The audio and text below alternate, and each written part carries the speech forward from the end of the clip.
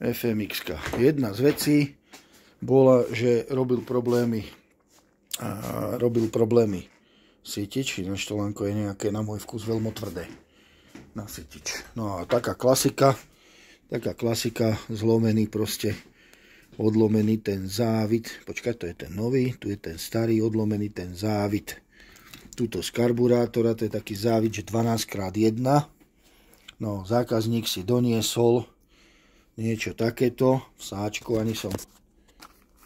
No, valve, starter, dobre. Toto by bolo fajn, sem by to malo pasovať. No.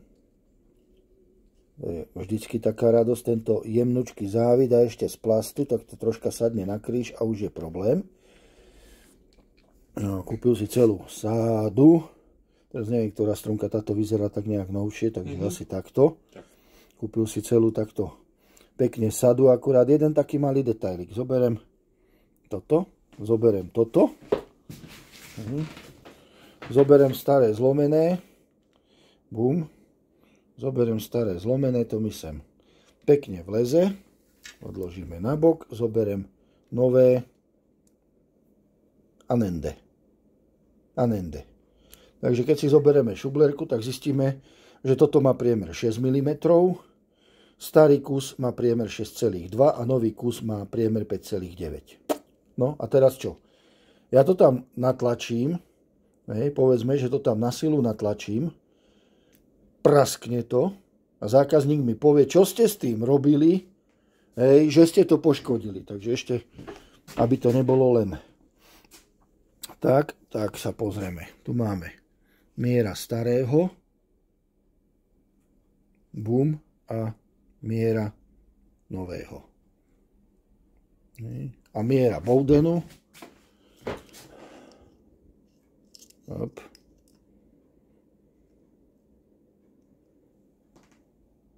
No. Takže takže to spravíme asi tak, že milý vážený zákazník, toto nech sa páči vyreklamovať v Honde, že nepasuje. Plunžrik si môžeme, povedzme, požičať, ale šáneme tuto do takej škátule. Vybereme stade niečo takéto. Dobre, tu je plunžrik, povedzme, že bez tej ihličky. Otázka znie, do akej miery by sa to zbláznilo bez tej ihličky. Tak mimochodom, túto tesniaca gumička na tom novom kuse vypadla. Tu je pekne zatlačená vnútri. No a tu tak nejak vypadla. Nejak to tam nedrží. No, to znamená, že detailiček. No. A vytiahnem z onýho. Za prvé, Bowden mi tam krásne vleze. Bez problémov. Za druhé je to mosadzné, to znamená, že není to také háklivé na dotyk ako toto tu. A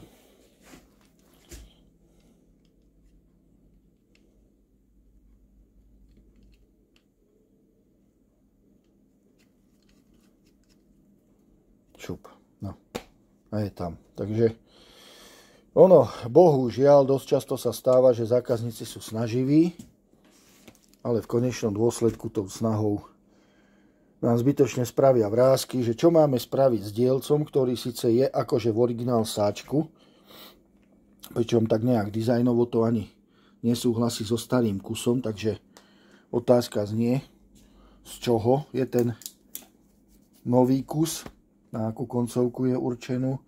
Dobre, takže spravíme. No a teraz mám dať toto, kde tá gumička vypadne sama. To vytiahne sytič, gumička ostane na spodku, šťava aj tak nepôjde, takže mi to príde, že čo ju máme teraz tam akože zalepiť, alebo prcnúť tam silikónu, alebo čo to? Vieš? No. To je až také, že zváza to človeka k tomu. Tu je to také ako zafalcované. A tu mi ten falc tak nejak chýba.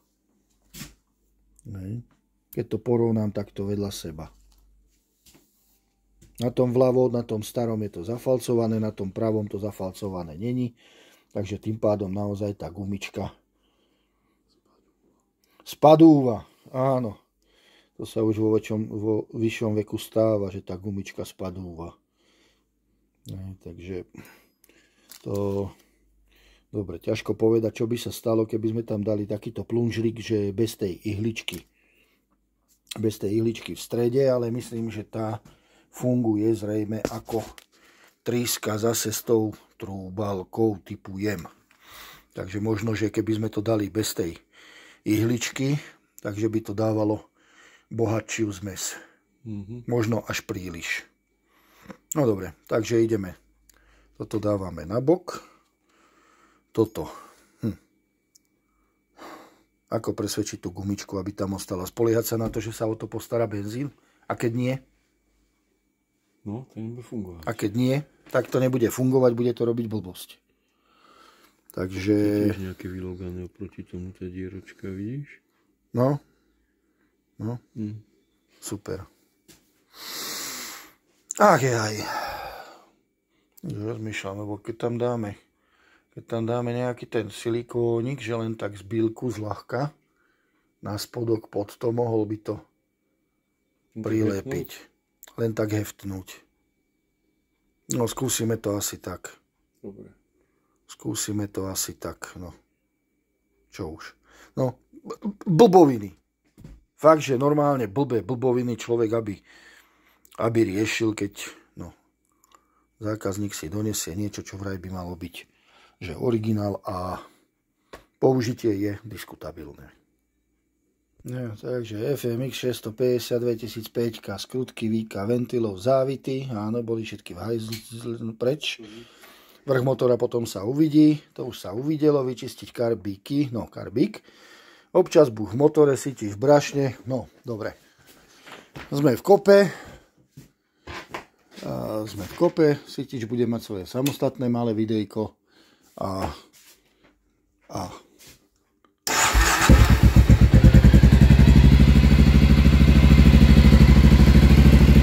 už sme vrčali, takže už je zohriatý. Hej, taká klasika. Tady toto bolo zakveštené a teraz už nie. Servis ventilov samozrejme. Závity. Piesty, krúžky, válec, to bolo v dobrom stave.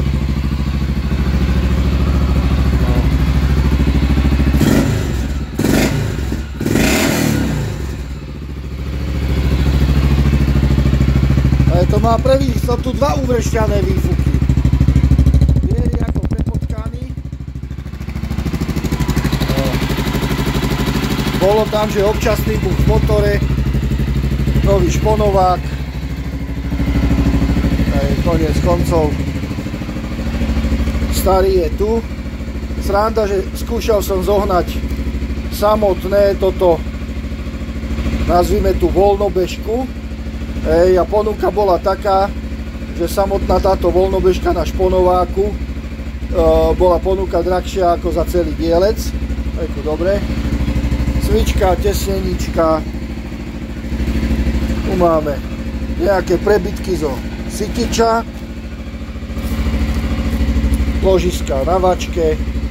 Pri tých sa pristavím, obidve sú z obidvoch strán odkryté, čo je chyba, pretože na pravej strane, kde je privádzaný olej, má byť jednostranne zakryté ložisko, aby olej, môžeš ho vypnúť, má byť jednostranne zakryté ložisko, aby olej išiel dovnútra do vačky a nie cez ložisko úplne, že preč. Takže to bolo, kto sa v tom predtým vrtal, osadil špatné ložisko, nevhodné. No, takže nejdu z toho žiadne nejaké nepristojné vzduchy a dokonca aj na sytiči máme, bolo to tu dotiahnuté, že ten sytič išiel horko ťažko, zrejme tým chcel niekto kompenzovať toto klembanie tejto páčky, ale to keď už tak nie doťahovaním tu ako blázen, to aj tak nepomôže. To len zhorší chod páčky sytiča A tejto páčke to aj tak veľmi nepomôže. To skôr, keď už tak troška povedzme, že zbrúsiť a dať si tam nejakú podložtičku medzi držiak a páčku, alebo ešte lepšie vymeniť páčku za novú. No, takže asi tak. A máme pekne vôľu asi až. Toto je asi vôľa, pri ktorej ešte sa so sytičom nič nedeje, ale už pri prvom záskoku je sytič na takéto teploty dostatočne aktivovaný. Takže. Motor ani nebol z rámu von. Dobre, tieto si dotiahol. Oky. Vidno, modrá, poznačená. Dobre, oleje, filter menil predtým, než to doniesol sem, takže OK, jedna FMX môže ísť od nás preč.